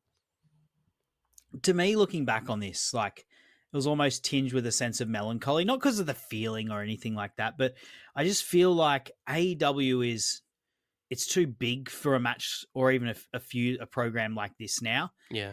You look at the people down the card, the people that fill out the bottom of the card. I mean, there's not even AEW Dark anymore. I kind of miss it, to be honest. But even ROH, that's made up of guy. It's not people like Cutler and Avalon who are just to be frank, they're they're losers. Like, they are really lower card. Like, but at the same time, this program had so much heart, and that's why, like, you know, like, the wrestling is better technically, but, you know, it doesn't, like, this is a program that is, and to be fair, like, not everything in Dark had this kind of attention to detail and this level of, like, long term. This is probably the best program on Dark that they ever had long term, at least.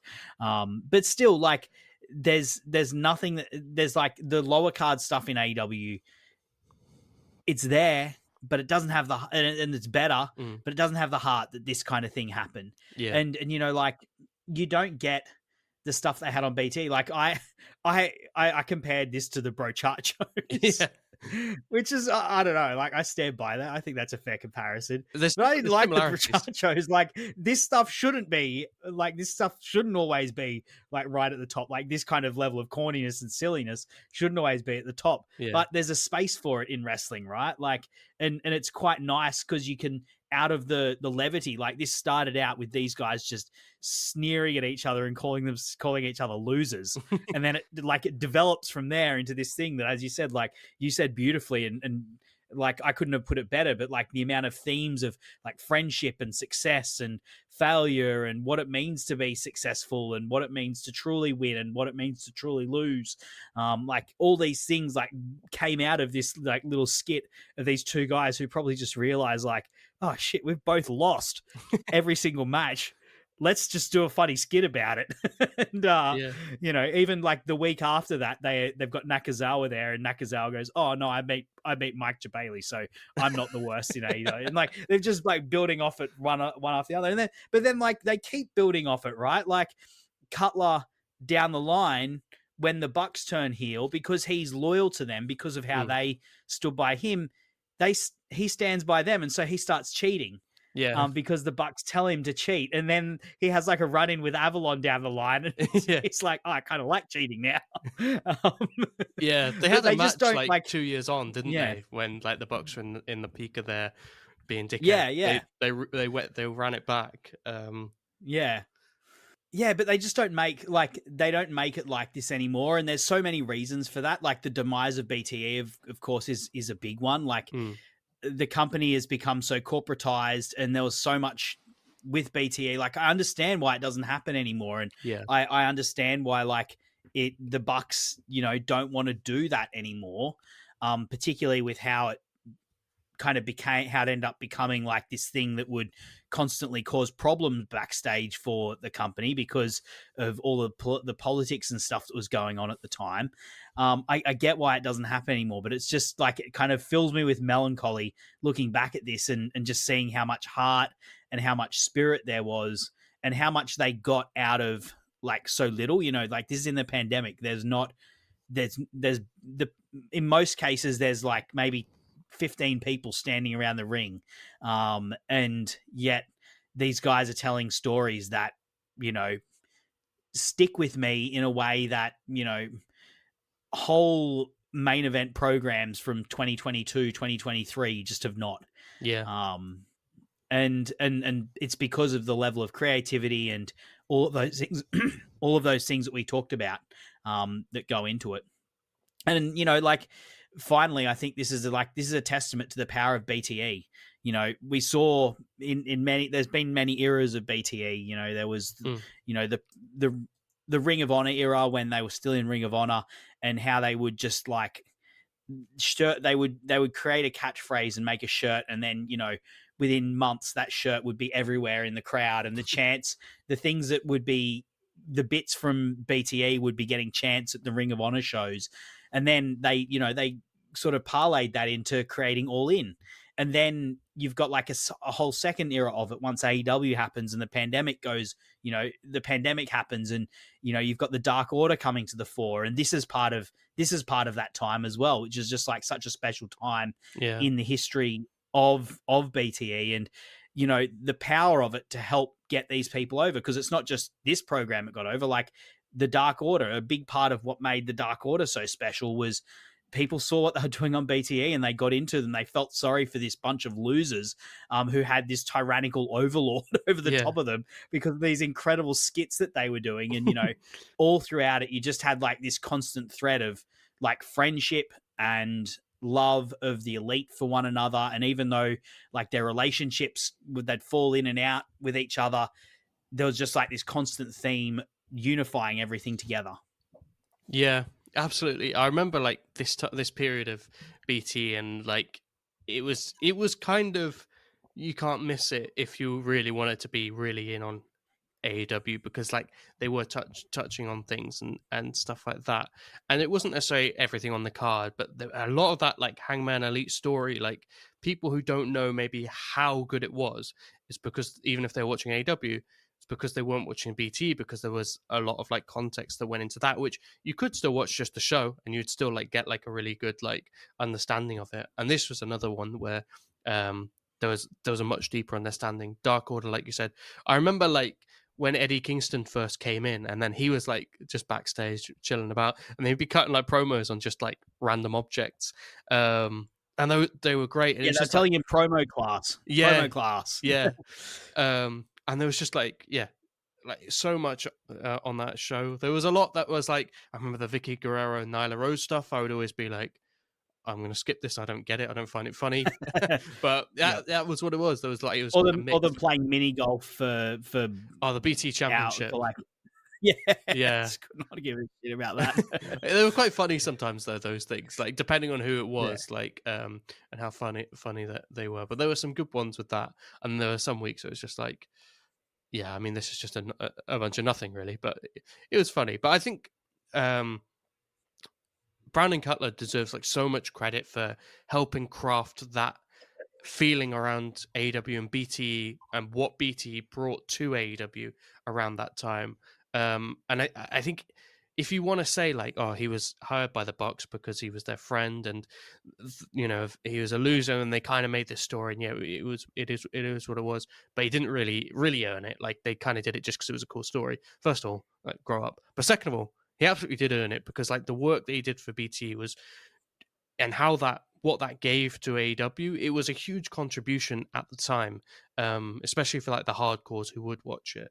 But like, what would have happened to the Dark Order if BT never existed, or if it wasn't, if they weren't included, because Brandon's involved in all of that, and yes, you've got Brody doing great work, and John Silver being absolutely brilliant in that as well, and just the entire group. But yeah, like that whole feeling around that time, Brandon Cutler's a big part of that, I think. I should shout out actually Trish and Sarah. If you're listening to this and you haven't listened to the two most recent Trish and Sarah episodes, they actually talk a fair bit about BTE and the importance that it had in creating what they call secondary engagement. And I'm not going to go in depth because they talk about it much better than I do.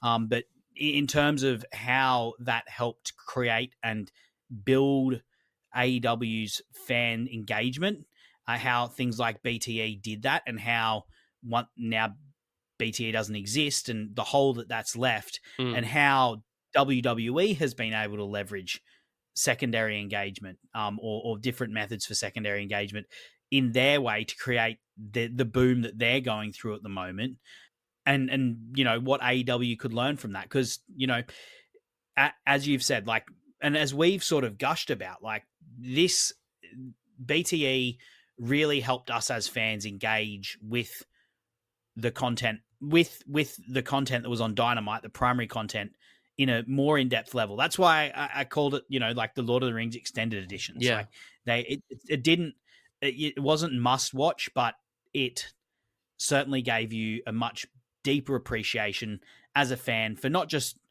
the wrestlers. It wasn't just like a travel vlog, but for the actual characters that they portray, because some of it was in kayfabe as well. So yeah, Gareth, I think I've said all that I can about this, other than you should, if you do want to feel a bit wistful for the past, it is worth going back. I would suggest watching at least those episodes 224, 225, 226, which is 226 is Critical Failure. Then watch the third match, and then watch the Losses Matter BTE episode that happens afterwards. It's a beautiful run, Yeah.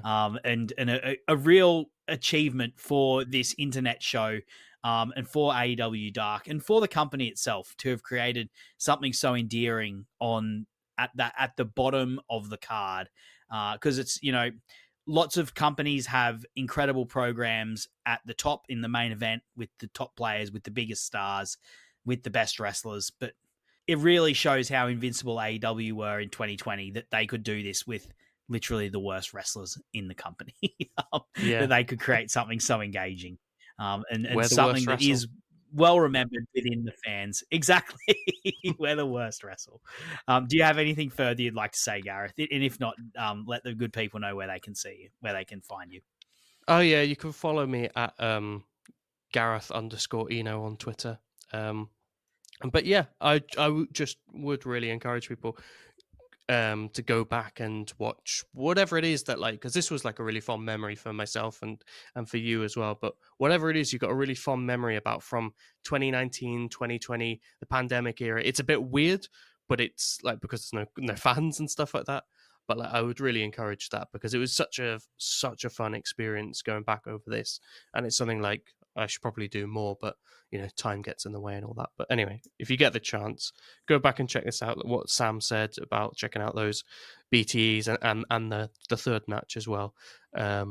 It's really worth it, I think. Thank you for being with me, Gareth, for the 50th episode.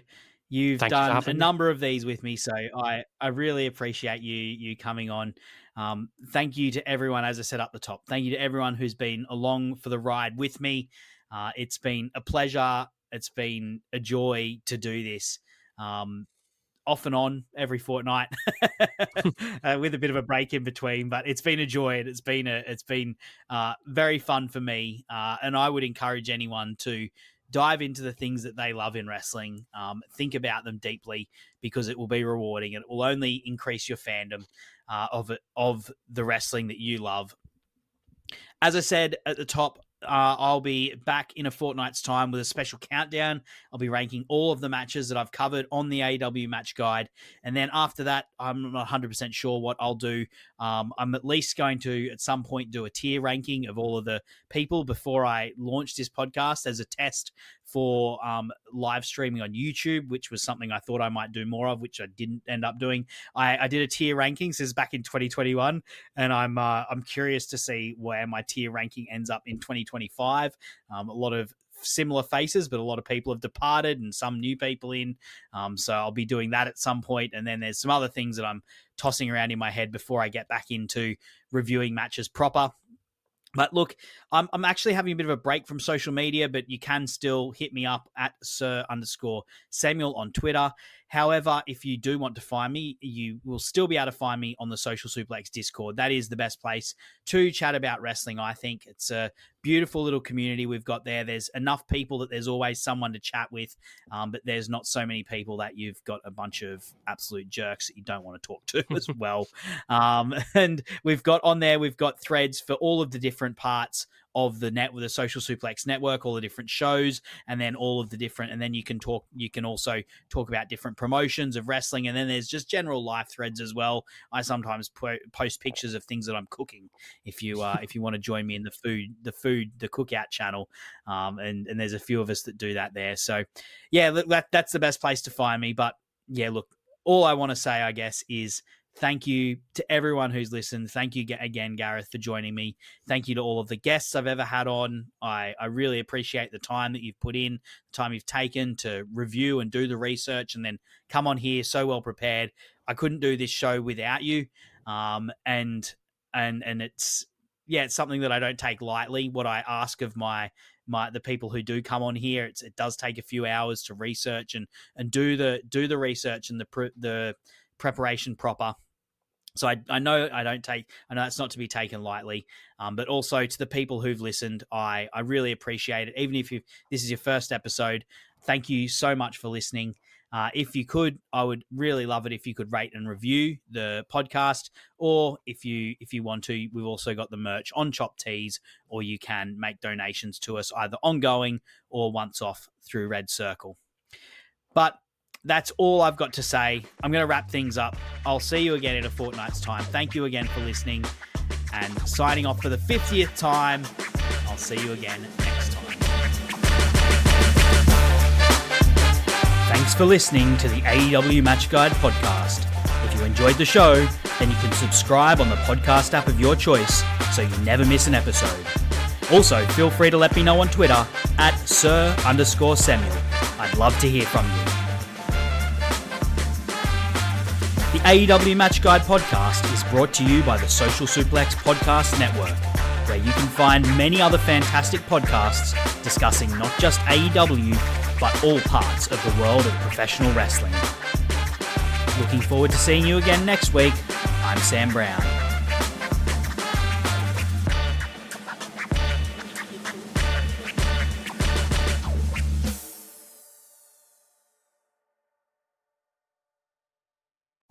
Wow. What's up? I just bought and financed a car through Carvana in minutes. You? The person who agonized 4 weeks over whether to paint your walls eggshell or off-white bought and financed a car in minutes? They made it easy. Transparent terms, customizable down and monthly. Didn't even have to do any paperwork. Wow. Mm-hmm. Hey, have you checked out that spreadsheet I sent you for our dinner options? Finance your car with Carvana and experience total control. Financing subject to credit approval. All you homeowners have unique needs. Some feel the need to leave up holiday decorations year-round. Others have the need to use their garage as practice space for their new metal band. And because each homeowner has unique needs, Geico helps you get the right coverage for your home and what's in it. That way, you get exactly what's right for you, even if your needs are unique. Get more with Geico.